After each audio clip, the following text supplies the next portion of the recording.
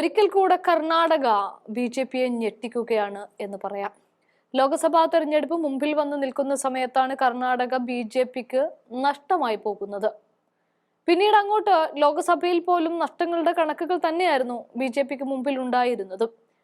ആ ഇലക്ഷനൊക്കെ കഴിഞ്ഞിട്ട് ഈ പിന്നീട് നടന്ന സംസ്ഥാന തെരഞ്ഞെടുപ്പിൽ ഒന്ന് കരകയറി വരുന്നുണ്ട് ബി.ജെ.പി. പക്ഷെ എങ്കിൽ വീണ്ടും കർണാടക ഒരിക്കൽ കൂടെ ബി.ജെ.പിയെ ഞെട്ടിക്കുകയാണ്. സിദ്ധരാമയ്യ സർക്കാരിന് മുൻപ് ബി.ജെ.പി അടക്കി വാണ ദക്ഷിണേന്ത്യയിലെ ഒരു സംസ്ഥാനമാണ് കർണാടക എന്നതിൽ ആർക്കും സംശയവുമില്ല. എന്നാൽ DK തരംഗത്തിൽ സംസ്ഥാനം പുതിയ പാത സ്വീകരിച്ചപ്പോൾ കോൺഗ്രസ് തന്നെയാണ് ഭരണത്തിലേറിയത്. ഇവിടെ ബി.ജെ.പി ഇന്നലെ വരെ പുറം തള്ളിയ ഒരു കൂട്ടരുണ്ടായിരുന്നു, മുസ്ലിങ്ങൾ. ആ മുസ്ലിങ്ങളെ സപ്പോർട്ട് ചെയ്തുകൊണ്ടാണ് സിദ്ധരാമയ്യ സർക്കാർ കളത്തിലിറങ്ങിയത്. അങ്ങനെ കളത്തിലിറങ്ങുമ്പോൾ ബി.ജെ.പി തെറിച്ചു വീഴുകയാണ് വീണ്ടും. മുഖ്യമന്ത്രി സിദ്ധരാമയ്യ അവതരിപ്പിച്ച ബജറ്റിൽ ന്യൂനപക്ഷ വികസനത്തിന് 1000 കോടി രൂപയും വഖഫ് സ്വത്ത് സംരക്ഷണത്തിന് 150 കോടി രൂപയും ഉറുദു സ്കൂളുകൾക്ക് 100 കോടി രൂപയും ഇമാമുകൾക്ക് 6000 രൂപ പ്രതിമാസ ഓണറേറിയം അങ്ങനെ അങ്ങ് നീക്കിവെച്ചിട്ടുണ്ട്.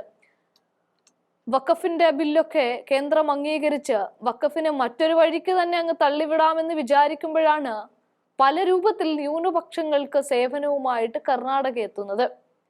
ഇതോടെ പുതിയ അടവ് നയം പുറത്തെടുക്കുകയാണ് ബി.ജെ.പി. അത് വർഗീയത തന്നെയാണ്.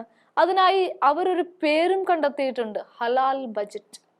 ബജറ്റിലെ ന്യൂനപക്ഷ ക്ഷേമത്തിനായി വകയിരുത്തിയ തുക ചൂണ്ടിക്കാട്ടി സംസ്ഥാന സർക്കാർ ന്യൂനപക്ഷ പ്രീണനമാണ് ചെയ്യുന്നത് എന്നാണ് ബി.ജെ.പി ആരോപിച്ചത്.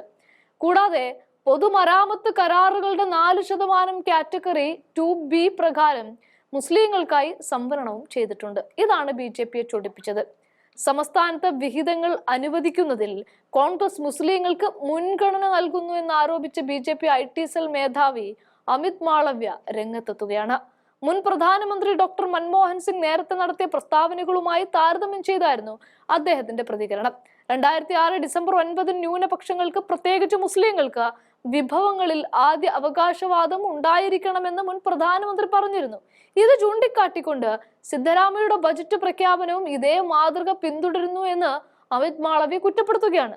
കാറ്റഗറി 2B പ്രകാരം പൊതുമരാമത്ത് കരാറുകളിൽ മുസ്ലിങ്ങൾക്ക് 4% സംവരണം മുഖ്യമന്ത്രി ഉറപ്പാക്കിയെന്നും അദ്ദേഹം ഇവിടെ ചൂണ്ടിക്കാട്ടുന്നുണ്ട്. പക്ഷേ ഇവിടെ കൃത്യമായി മറുപടി കൊടുക്കാൻ കോൺഗ്രസിനായി എന്നുള്ളത് പ്രസക്തമായ ഒരു കാര്യമാണ്. കർണാടക മന്ത്രി സമീർ അഹമ്മദ് ഖാൻ ബി.ജെ.പിയുടെ ആരോപണങ്ങൾ തള്ളി രംഗത്തെത്തുകയാണ്. 4.9 ലക്ഷം കോടി രൂപയുടെ ബജറ്റിൽ 4700 കോടി രൂപയാണ് മുസ്ലിങ്ങൾക്ക് അനുവദിച്ചത് എന്നും ഇത് എങ്ങനെയാണ് ന്യൂനപക്ഷ ബജറ്റ് ആകുന്നത് എന്നുമാണ് അദ്ദേഹം ചോദിക്കുന്നത്. 4700 കോടി രൂപ മുസ്ലിങ്ങൾക്ക് നൽകിയിട്ടുണ്ട്. മുസ്ലിങ്ങൾ ജനസംഖ്യയുടെ 14%. ജനസംഖ്യ അനുസരിച്ച് 14% മുസ്ലിങ്ങൾക്ക് 60000 കോടി രൂപ നൽകേണ്ടതുണ്ട്. എന്നാൽ 4700 കോടി രൂപ മാത്രമാണ് നൽകിയിരിക്കുന്നത്. ബി.ജെ.പിക്ക് കുറച്ച് സാമാന്യമായ ബുദ്ധി ഉണ്ടായിരിക്കണം.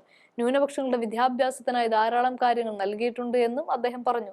സത്യം പറഞ്ഞാൽ വർഗീയത ഉണ്ടാക്കുക അല്ലാതെ അതിനു വേണ്ടിയിട്ടല്ലാതെ സത്യം പറഞ്ഞാൽ വർഗീയത ഉണ്ടാക്കുക എന്നല്ലാതെ യാതൊരു ഉദ്ദേശവും ബി.ജെ.പിക്ക് ഇല്ല എന്നതിൽ തന്നെ വ്യക്തമാണ്. കാരണം വളരെ ചെറിയൊരു ശതമാനം ബജറ്റിൽ ഒന്ന് മാറ്റിവെച്ചു എന്ന് കരുതുമ്പോഴേക്കും അതിന് ഹലാൽ ബജറ്റ് എന്ന് പോലും പേരിടുക എന്ന് വെച്ചാൽ എങ്ങനെയാണ്?